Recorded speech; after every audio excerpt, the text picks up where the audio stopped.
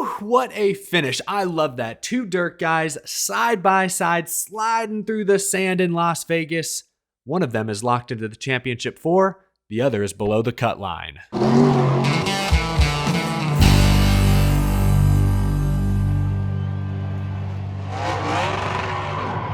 How's it going, y'all? My name is Eric. Welcome to Out of the Groove. Just got done watching the South Point 400 at Las Vegas, the round of 8 opener, and boy, we have much to discuss. If this is your first time here and you love all things NASCAR, you're in the right place. Hit that subscribe button so you don't miss any future episodes. Let's start with the finish because, man, my heart is still beating. That was awesome. I love watching these two guys race. I love watching Kyle Larson, Christopher Bell battle door to door. They've done it many times in the past. How many Chili Bowls have they combined to win the past decade? Awesome stuff in the closing laps. When Christopher Bell got by Brad Keselowski for second with like 25 laps to go, I thought there was a chance he'd make things interesting. I remembered, I think stage 1, he was able to run Larson down and retake the lead. But that was stage 1. This is late in stage 3. The track has changed. These cars have been adjusted on many times. I honestly didn't think Bell had anything for Kyle Larson, who'd swept the first 2 stages. But lo and behold, 10 laps to go, suddenly Christopher Bell's within a second, then a half a second, then he's on Larson's back bumper, coming to the checkered flag, looks high, ooh, gets the door shut on, looks low, too little, too late. Man, that's great stuff. Everything to race for, emotions running high. Christopher Bell, after the race, told NBC that he felt that was his moment and he missed it. Christopher Bell began this round 8 points below the championship 4 cutoff. We'll look at the points in a few moments, see where he stacks up now. But sure, a win locks you in. And not just that, but a win in this race certainly gives you an advantage at Phoenix. We've seen each of the past 2 seasons, the winner of the round of 8 opener, last year it was Joey Logano, the year before it was Kyle Larson. Each of the past 2 years, the winner of the race in this slot has gone on to win the Cup Series championship 2 years in a row and 3 of the past 5 years. So winning this race, not only huge, guarantees a spot in the championship, but it also gives you an advantage, an extra couple of weeks to focus solely on Phoenix. So while I hate to see Christopher Bell so down on himself after finishing second, great points day, I get it. There was a lot on the line when they came to the line, and Bell came up just a few feet short. A few feet. One jerk of the steering wheel, perhaps, is what separates Christopher Bell from perhaps being the championship favorite to, as things sit now, he's, I believe, a couple points below the cut line. That's a huge difference. We'll look at the points in just a moment, but now focusing on Kyle Larson, what a statement. I was a little worried after watching practice yesterday because 14 laps into practice, both Kyle Larson and his Hendrick Motorsports teammate Chase Elliott faced tire problems. Elliott's tire blew and he actually crashed, went to a backup car. Larson, fortunately, was able to nurse his issue back to pit road. But as we've learned these past 2 years, tire issues at 1.5 mile tracks with the next gen are not to be taken lightly. They rarely just go away or get better on their own. Usually tire issues are indicative of some underlying problem, perhaps with the team's setup, maybe the way they're driving the cars. Needless to say, after practice yesterday, I was a little worried for all 4 Hendrick Motorsports cars. And we saw today, I'm not sure if it was a blowout, but maybe there was some issue with the tire. Alex Bowman spun out and crashed. Fortunately for Kyle Larson, tire issues did not plague him during the race. He won the opening stage. He won the second stage. A great pit stop by his team midway through stage 3 got him the lead.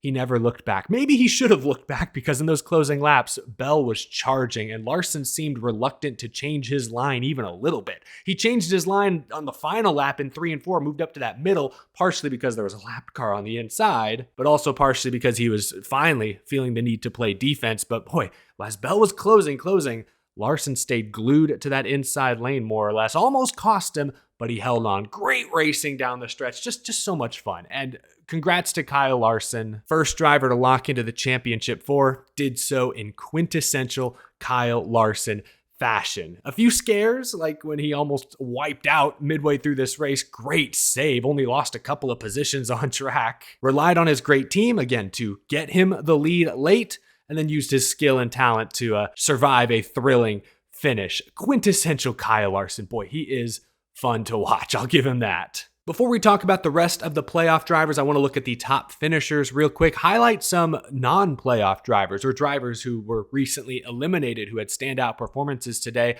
Kyle Busch snuck up into the third spot late in this race. Great run today for Kyle Busch. Busch, Keselowski, and Chastain all finished top 5 today, but were unfortunately eliminated a week ago after the Charlotte Roval. Still, great performance today from those teams, especially when you consider all 8 playoff drivers finished inside the top 11. So everyone who's still fighting for the championship brought their A game. Busch, Keselowski, Chastain were able to best many of them. That's impressive. I want to give a special shout out to both Chastain and his teammate Daniel Suarez. Chastain sped on pit road while under green, fell a lap down, was able to battle back, get the free pass, and finish inside the top 5. That's impressive.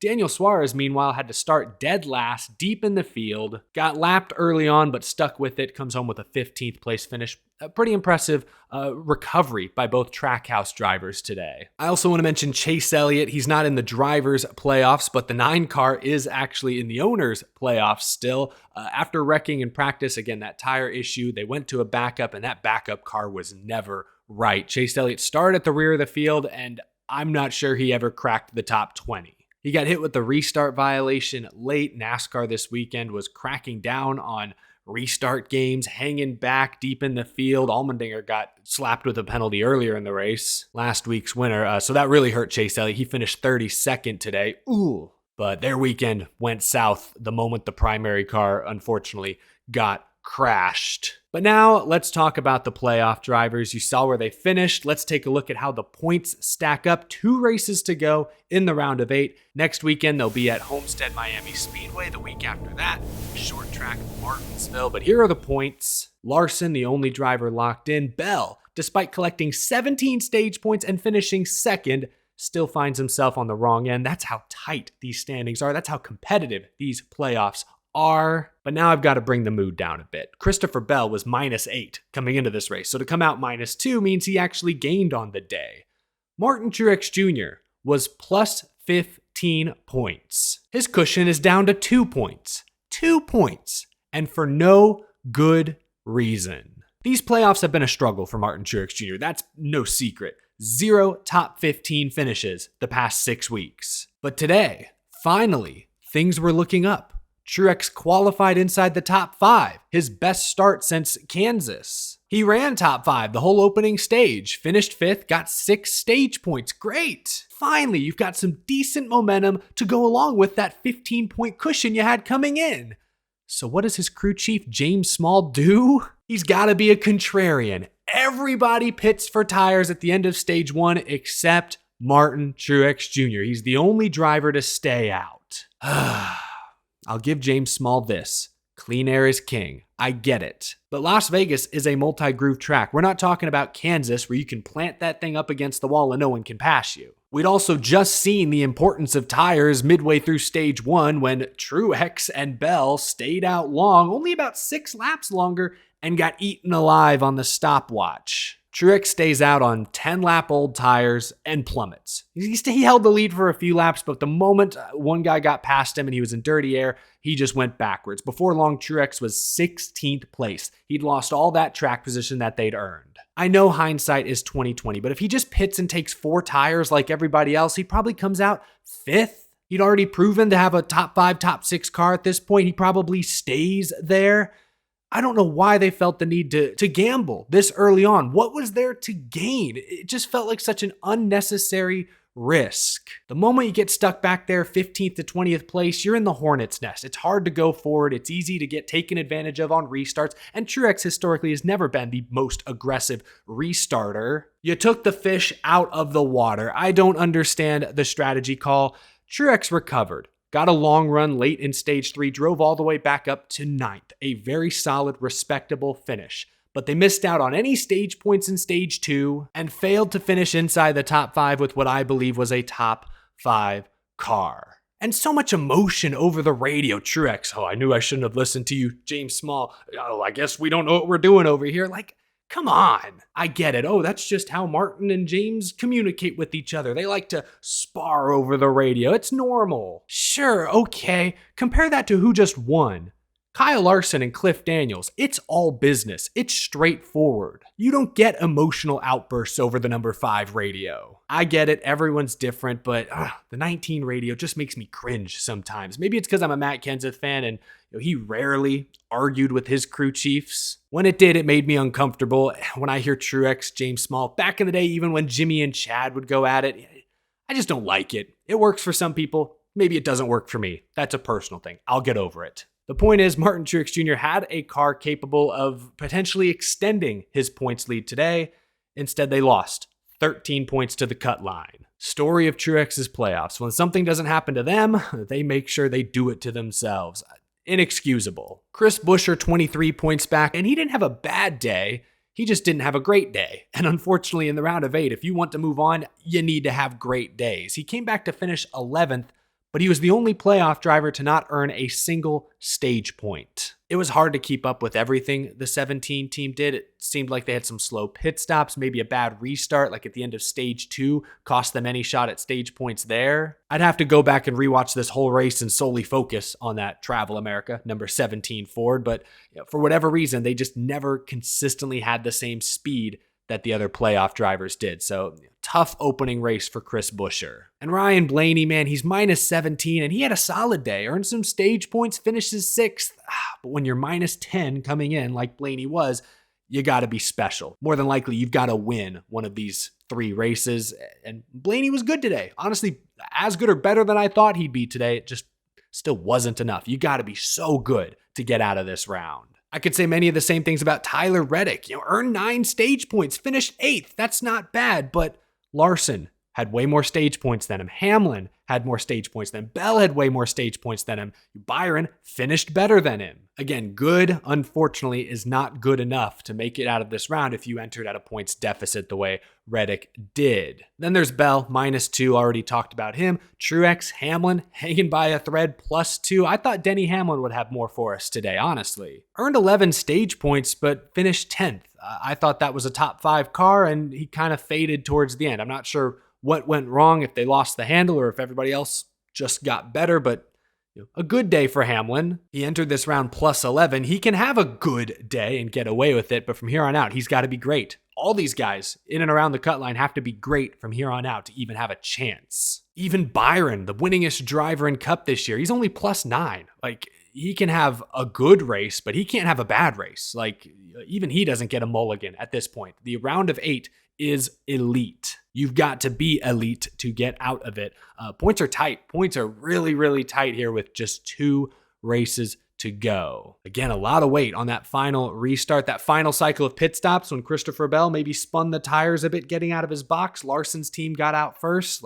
Man, every inch matters. Not even at the very end of the race. Towards the end of this race, every inch matters. It sets the stage for the finish. These points are close. Very, very close. Another 1.5-mile race with the next gen, another great finish. I think another fantastic event. Let's put the South Point 400 on the groovy gauge. 80% for me. There were some long green flag runs for sure. We saw a couple of tire failures. A few others drivers just got sideways and spun out. Cars were on edge. Great drivers bubbled to the front.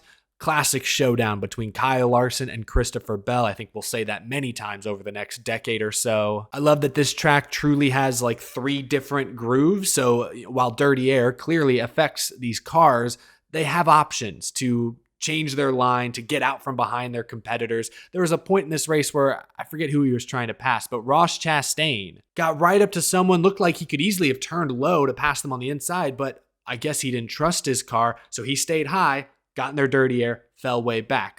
You need to have a versatile car. You need to have a car that can run in 2 or 3 of the lanes, not just one. Sure enough, I remember after that Arrow incident, Chastain eventually started to fade. Maybe his car wasn't actually as good as we thought. He could only run one line. In my opinion, the next gen continues to shine on 1.5 miles. 80% for me. Thought this was a really good race. Shame the crowd didn't look quite as dense as we saw, I think, in the spring. I'd have to go back and look at videos and images, but it felt like there were more gaps. I don't know what to chalk that up to. I think the Raiders were playing across town at the same time as the race today. It was also a really early start. It was an 11:45 a.m. green flag local time, if I'm not mistaken. That's really early, so I'm sure that affected the attendance a bit as well. But a great race. Just judging the race, 80% for me. Let me know what kind of score you'd give the South Point 400 down in the comment section below. Good times, great stuff. That's going to do it. Thank you all so much for watching. Leave a like if you enjoyed this episode. Subscribe. Again, that button is down there somewhere. If you're new, if you love NASCAR, you're in the right place. And a huge thank you to my Patreon supporters for your generous support each and every month. I greatly appreciate each and every month. Something keeps messing with the... I'm sorry about that. I don't know what that is. I'll get to the bottom of it, hopefully, before long. But thank you guys so much for watching. I'll catch you in the next episode. Have a wonderful rest of your weekend.